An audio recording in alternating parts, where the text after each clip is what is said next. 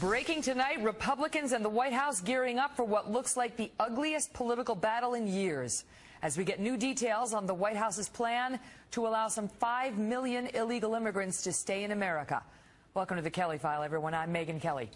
Just last night, we reported right here on the president's plan to ignore Congress and, with the stroke of a pen, allow an unprecedented number of illegal immigrants to stay here, specifically those with children who were born in the United States. It would also expand the break he already gave many children brought here illegally by their parents. Republicans tonight are vowing to fight.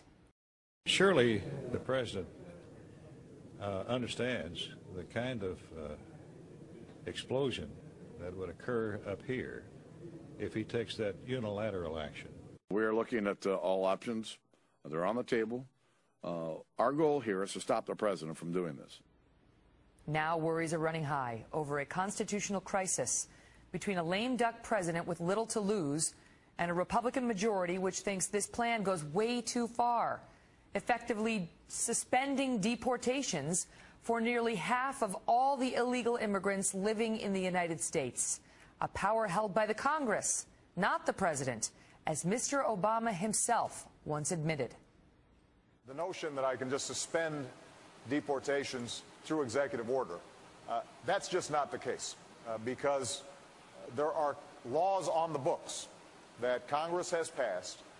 There are enough laws on the books by Congress that are very clear in terms of how we have to enforce our immigration system, that for me to simply, through executive order, ignore those congressional mandates would not conform with my appropriate role as president. This is clearly illegal.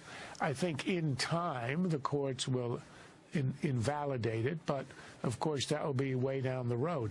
I do think it's important, though, for Republicans to vigorously oppose this but not lose their heads. Do not shut down the government over this. We've tried that. We Republicans have tried it 20 years ago. We tried it a couple of years ago. It is always a losing proposition. And I think that apart from the policy, one of the reasons the president is doing this is a way to make himself relevant, the center of attention again, after the shellacking he took in the election and the loss of the Senate. If we're talking 5 million illegal immigrants, we are in unprecedented territory. Don't let anybody tell you that a president has done that before. They haven't. When Ronald Reagan gave amnesty to 3 million, he did it with the Congress. We're in new and uncharted waters here, and that's why some say that Republicans have no choice but to call out that perceived lawlessness and do something as politically unpopular as impeach him.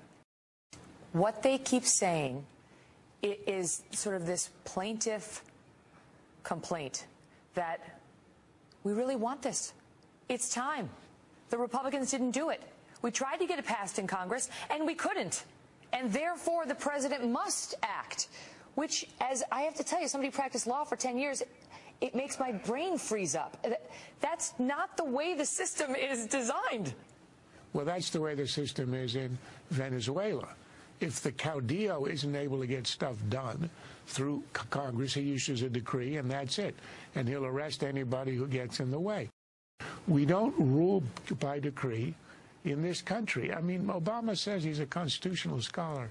And the interesting part, as you showed earlier, is he knows that he shouldn't be doing this.